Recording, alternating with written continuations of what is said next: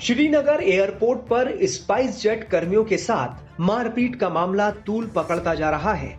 सेना के एक अधिकारी पर स्पाइस जेट कर्मियों के साथ मारपीट करने का आरोप है। इस मामले में दोनों ओर से केस दर्ज हो चुका है। घटना 26 जुलाई 2025 की है। ये घटना तब हुई जब एक यात्री से, जो सेना का अधिकारी बताया जा रहा है, स्पाइस जेट कर्मियों ने दिल्ली जाने वाली उनकी फ्लाइट SG386 पर एक्स्ट्रा लगेज के लिए अतिरिक्त पेमेंट करने को कहा। एयरलाइन का कहना है कि उसके कर्मचारियों को घूंसे, बार बार लात मारने और स्टैंड से हमला करने के बाद रीढ़ की हड्डी में फ्रैक्चर और जबड़े में गंभीर चोटें आई हैं। इस घटना में घायल स्पाइस जेट के कर्मचारी मुदस्सिर अहमद ने खुद बताया कि उस दिन उनके और उनके सहयोगियों के साथ श्रीनगर एयरपोर्ट पर क्या कुछ हुआ था।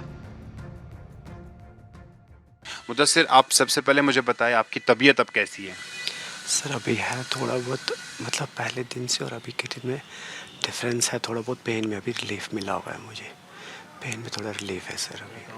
आप हमें थोड़ा बता पाएंगे कि उस दिन शाम को क्या हुआ था एयरपोर्ट पे, और ये लड़ाई जो हुई आपकी या आपके जो कुलीग्स थे, क्यों लड़ाई हुई और क्या हुआ था? सर नॉर्मली मैं स्टाफ हूँ, बोर्डिंग गेट पे एलोकेटेड था। तो एक पैसेंजर, ऐसे नॉर्मली हम बोर्डिंग करते वक्त बैगेज वगैरह चेक होते हैं।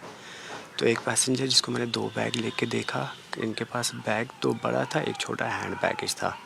तो नॉर्मली रूटीन हम चेक करते रहते हैं बोर्डिंग गेट पे। तो मैंने इनको साइड से निकाला, मैंने सर एक बार आपका बैग का वेट चेक करना है मुझे।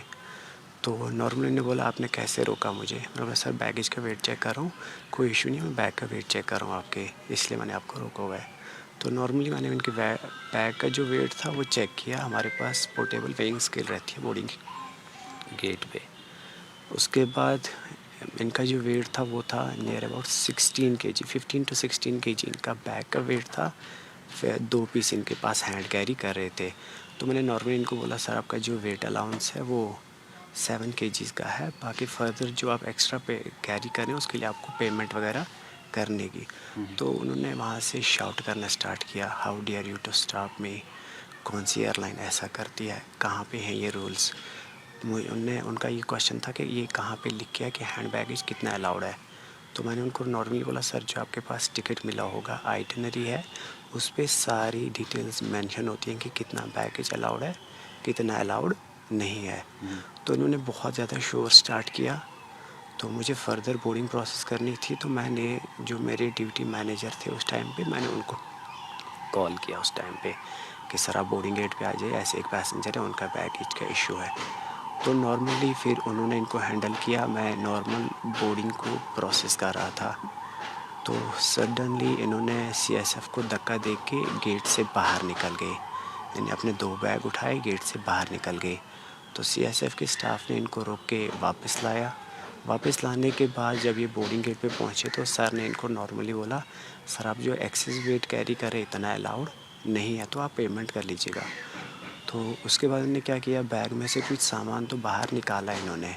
आई नो, क्योंकि वो स्टाफ किसी के ऊपर फेंक रहा था। वो स्टाफ बैगेज में भी बोर्डिंग गेट पे तब खड़ा ही था वहाँ पे। तो जो इन्होंने अपने बैग का कुछ 1-2 kg कम करके अंदर आए तो सारा वो जो बैग उठा के पहले ही मेरे मुंह पे फेंक दिया इन्होंने।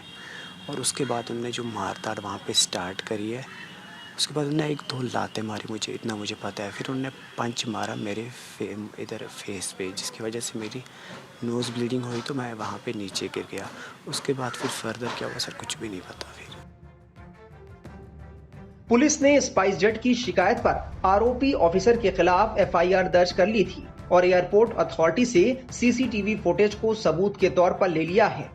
स्पाइस जेट ने आरोपी ऑफिसर पर जानलेवा हमला करने का आरोप लगाया है। वहीं बताया जा रहा है कि सेना का अफसर इमरजेंसी छुट्टी पर था, उसने भी स्पाइस जेट के खिलाफ FIR दर्ज कराई है। इस घटना का CCTV फुटेज सोशल मीडिया पर वायरल हो गया था, जिसमें अधिकारी को कर्मचारियों पर घूंसे, लातों और क्यू स्टैंड से हमला करते देखा जा सकता है।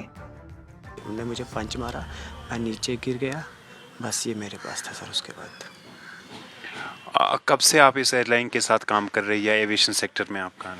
सर मैं 3.5 साल से एयरलाइन में काम कर रहा हूँ। श्रीनगर एयरपोर्ट पे 3.5 साल से हूँ मैं सर।